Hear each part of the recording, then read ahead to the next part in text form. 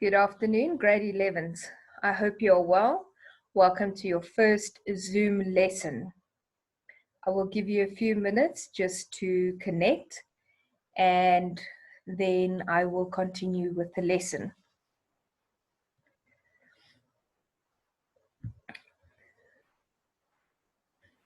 Okay, so today what we're going to do is we are going to look at module 2.2, the browsing experience. I'm going to be working from your study opportunities textbook, and you will be able to access the work I have uploaded into your Google Classroom, and afterwards I will load the video onto YouTube, our new Cornerstone YouTube channel, and also onto Google Classroom. Okay, so please open your textbooks to page 85. You need to make notes as I'm speaking, and these notes need to be made in either your book or electronically. It's up to you, as long as you have notes on this section. Okay, I'm going to share my screen with you.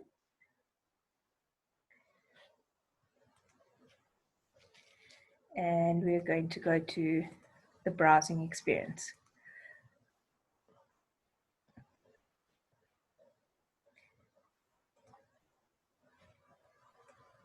Okay, so this comes out of the Study Opportunities textbook. So you can follow in there also. The contents that we are going to deal with is the usability of websites, other factors that affect the browsing experience, and then there will be a written module activity at the end. Remember, in your PAT this year, you are going to write or design your own website. So it's very important to look at what this entails. Okay. So let us start with readability. So the usability of websites. This is a whole area of study on its own and combines practical usability with an artistic sense of what the target audience would find attractive and relevant. You will notice that many of the principles which are valid for the creation of documents and presentations are also valid on web pages. Okay, so let's see, what is readability? So readability is more important than having a fancy web page with lots of bells and whistles, okay? This can be distracting. People tend to get irritated with content that is hard to read. So simply stop looking at the site rather than thinking how wonderfully talented and creative the web designer is. So let's take a look at an example of a typical website here. Here it says, don't do things like use lots of different fonts and colors simply because you can. Text all in capitals is considered rude as it is regarded as shouting. Centered text may be good for headings, but paragraphs of centered text with lots of lines underneath each other and lots to read does not work very well at all. Okay, so let's take a look here at just this little snippet. I've used the word capital a bold here for don't, okay? It doesn't make very much sense. Why did I write just that word in bold? Then suddenly I've written the word in capital letters. And then I changed fonts. So the rule is in your PAT, in the Word document and in the website, you may not use more than 2 different fonts, okay? So try to think of from the person who is going to read your website or your report. It must be easy for them. It mustn't strain their eyes. Don't choose a font that is difficult to read. Okay.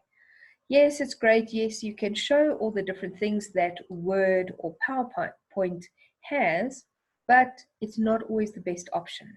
Okay. Big thing. You've heard me speak of it before. Please don't write everything in capital letters. Quite often when people send text messages, they are too lazy to use caps locks just for the beginning of a sentence or a name Okay, so they write the entire passage or message in capital letters.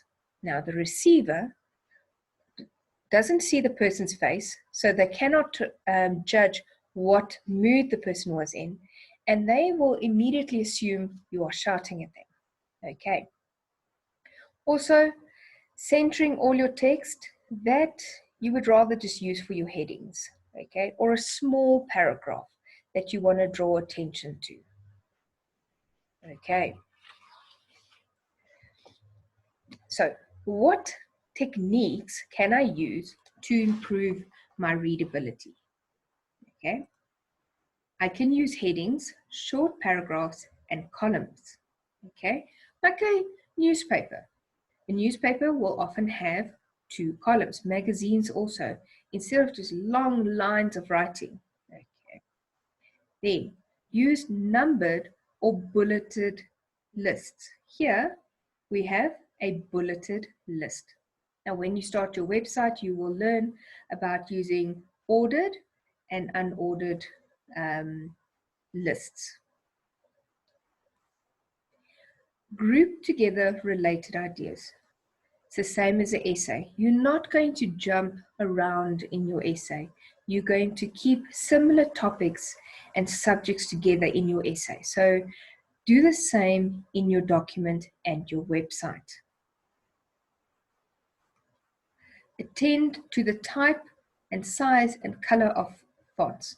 So this is, if you're designing a website for, say, for example, for primary school, are you going to have a formal font, or are you going to try and choose a font that is more appropriate for a child?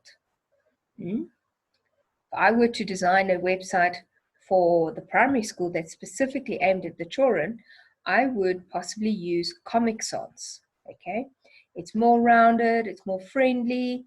The children may associate better with it. Avoid text in all uppercase. As I've said, try not to write in capital letters. It is not pleasing for the person who is reading it. Backgrounds that are easy on the eye. Now, this is what I've picked up in the PAT in previous years, is when the grade 11 start with HTML, they get so excited and they will incorporate so many different things and GIFs and loud colors, like bright red, bright yellow, to the point that it's almost distracting, that I can't read the website, that I'll rather flick off the page than finish reading it. Okay, then we're going to look at navigation. So navigation is, where do I click? Let's say, for example, if I'm looking just at the slides as it is, there's a little house there that would represent the home. So it would take me back to the first slide. At the bottom here, you will see there are features that I can go to the previous slide, next slide. I can put my navigator on, my laser pointer. I can, let's see what this one does. I can show you the different slides that we are on.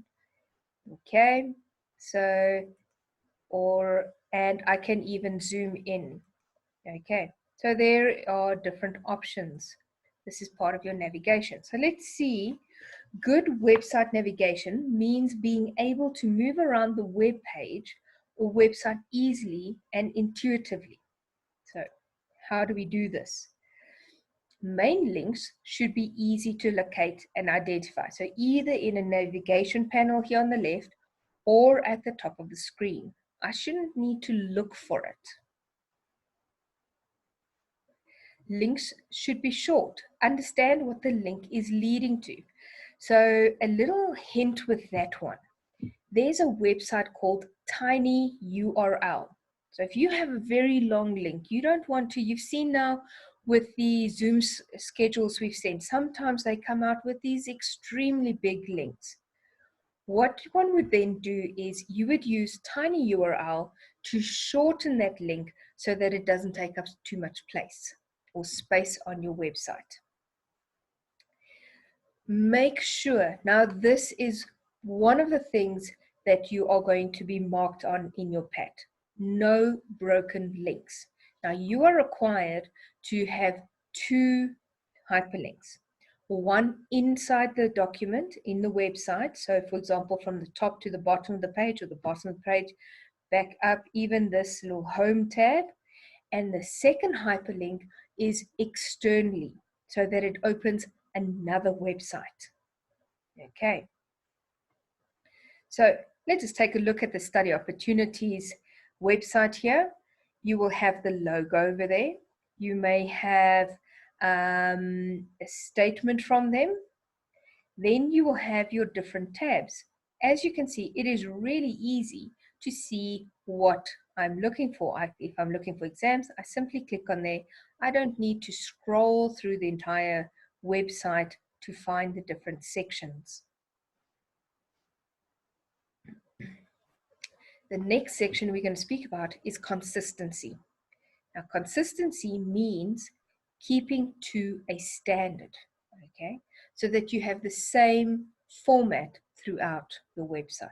Don't on one page be using Ravi web font, and next one you are suddenly using a very formal font, okay? You need to be consistent throughout your website. Okay, so same basic layout, using the same colors, fonts, and themes. This is extremely important. I've switched off my laser. There we go. Same colors, fonts, or themes. So I don't want to each page have to try and refigure what is going on. Okay. So as you can see here on the Study Opportunity website, all the fonts here on the left-hand side are in blue. They're writing, they've created a table for the different codes there, and it is set out in the same way, doesn't matter which web page you go to. Okay, the next part is the layout. So let's quickly look at what the layout is. Layout refers to how the various elements of a web page, that is your text, your graphics, your buttons, etc., are arranged on the web page. So where am I placing the different components? Okay, so best suited to the intended audience or readers. Remember, you need to cater for a specific audience. So whether it be children, it could be the school governing body. If you're writing something for the school, remember you're looking at online collaboration. You are getting so much experience for your PAT at the moment. And say you were required to write a proposal for the school and explain how online collaboration can assist Cornerstone College.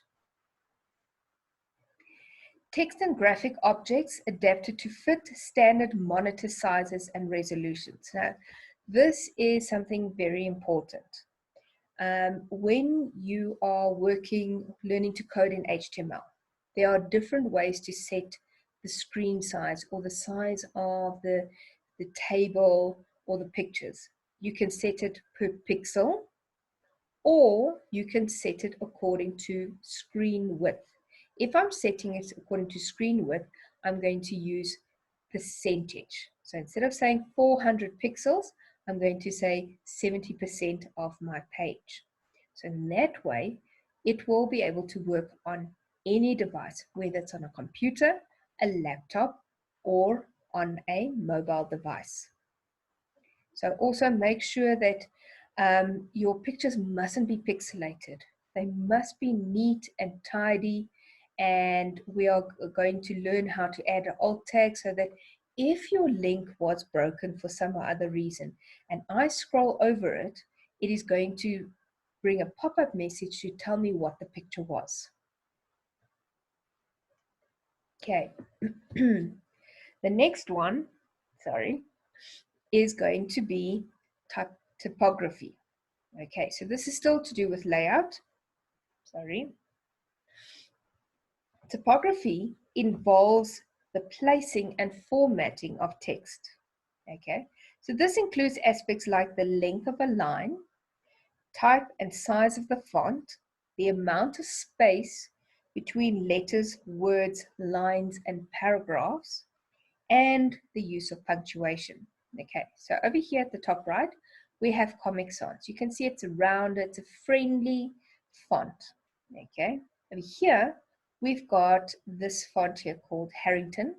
This would be if you had maybe a photography website or you were a wedding photographer, you would want something a little more fancy. Arial Black, okay, this is a more standard, it's a straightforward font that you would use. And then Broadway, Broadway makes me think of the stage. It's something that's going to stand out. So depending on what your website is for, you must choose a font that is going to fit with the content of your website. Okay, so we are now going to look on a very basic level. The web designer needs to ensure that the font types on a web page are the following.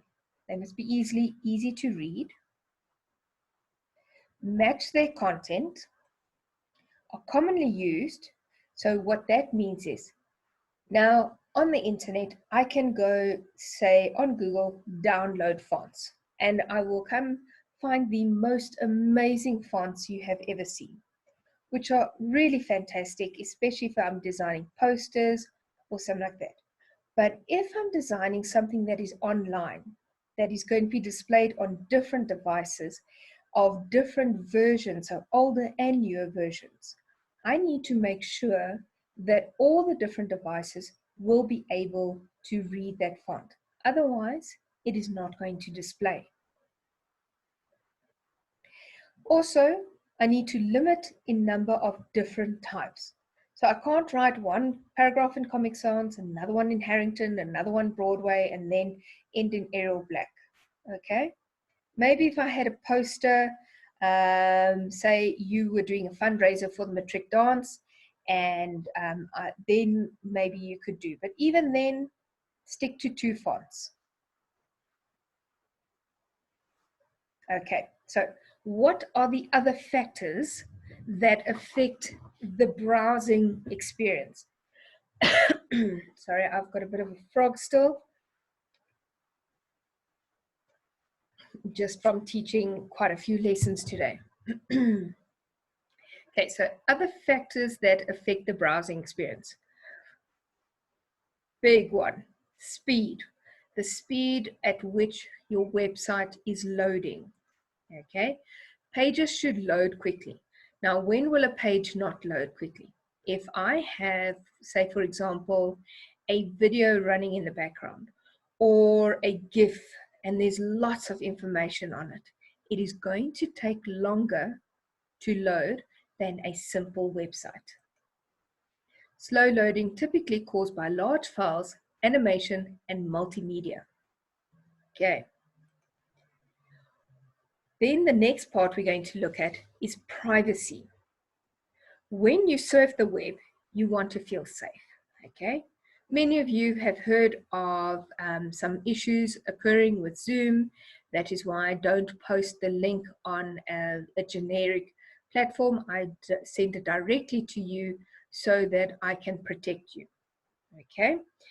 You want to believe that what you look at and research is also private, okay? You do not want someone else busy watching or looking at what you are busy looking at. For example, you might feel embarrassed if people knew you were looking for a cure for acne, pimples, okay? We all go through it, but we don't want people to know we're going through it. So, or if you are the first rugby 15 prop and are researching ballet schools, okay? So I've heard many times that they may use ballet because it teaches you posture and core strength. So you wouldn't want everyone to know that you're busy searching that. Always keep it PG. Okay, so you want to trust the sites you are visiting.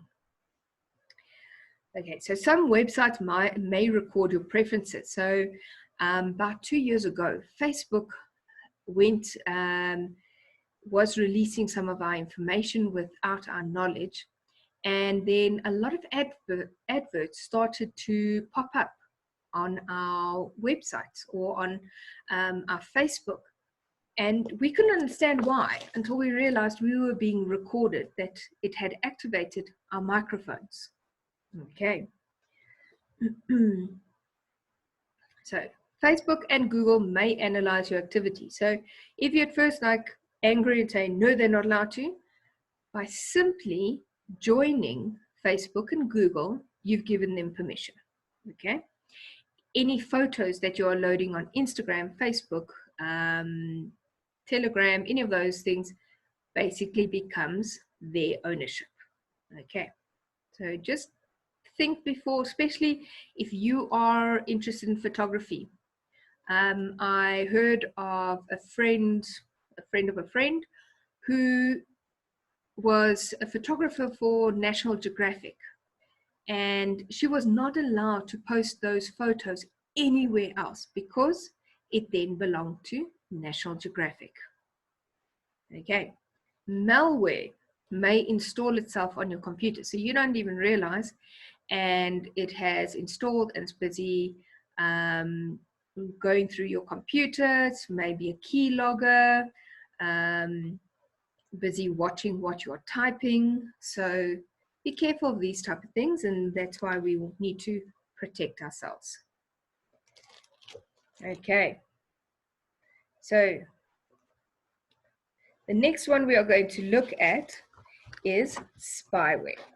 Okay, the term spyware refers to any technique or software that tries to monitor and track the way you are using your computer, and then uses this information and reports it to a third party.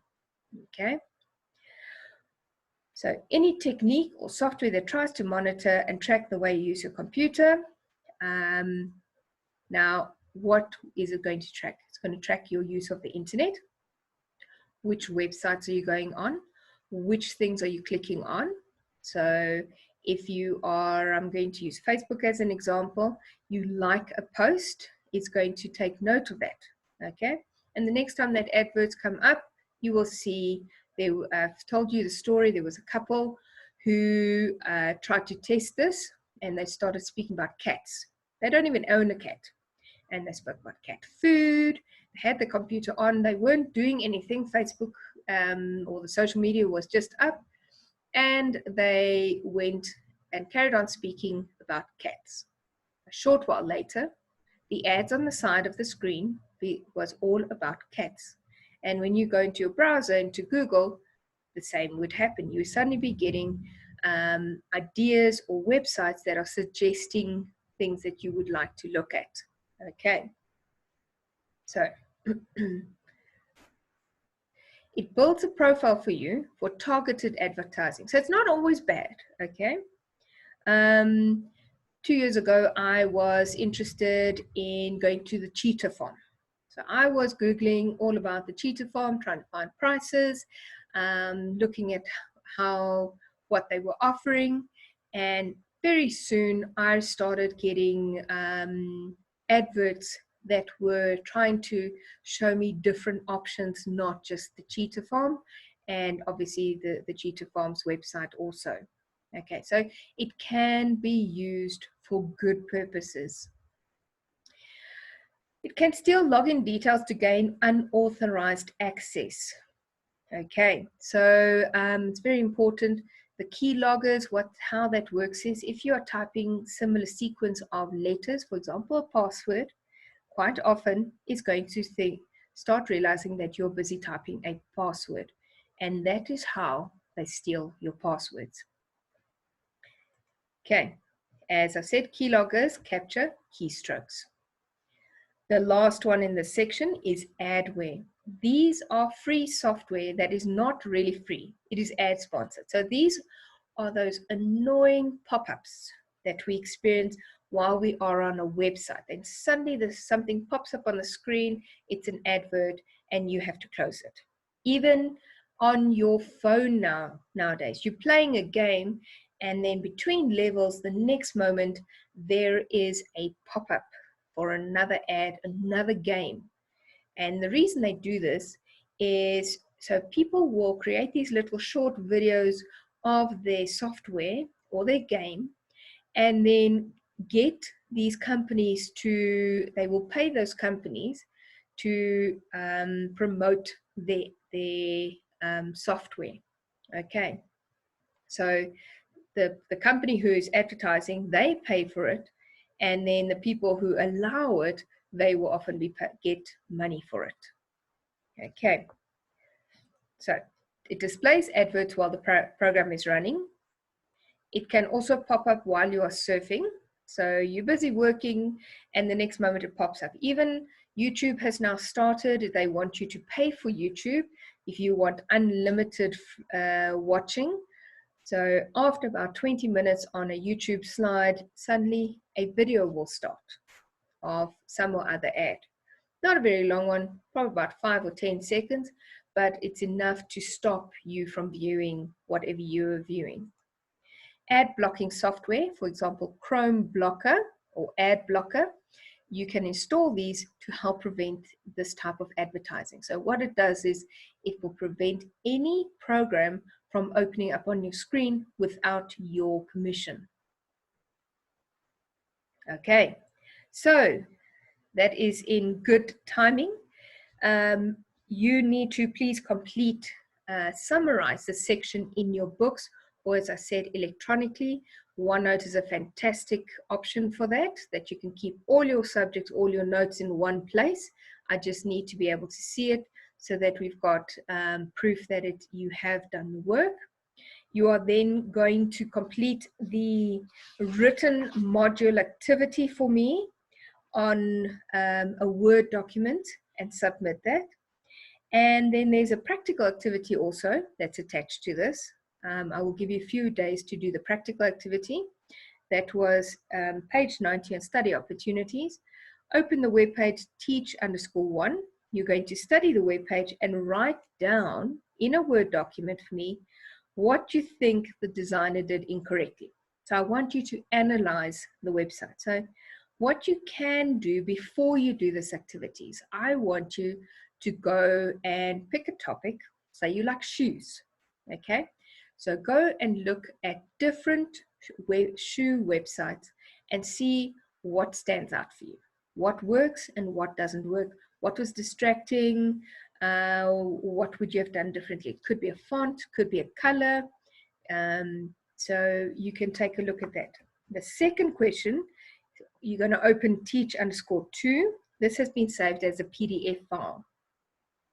You're going to compare this web page with the previous one. So they're going to be similar. If you wanted to take computer lessons, which one would you have contacted? Okay, so between the two, Teach1 and Teach2, which option would you have chosen? And you need to explain to me why. Okay, so I hope you have a wonderful day. I will see you all tomorrow again, same place, same time. And hopefully this is a new way of teaching. Okay. Have a great day, everyone. Bye-bye.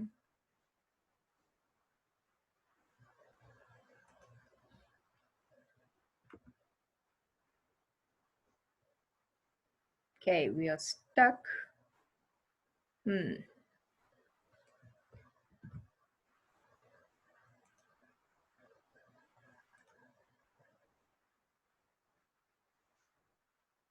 There we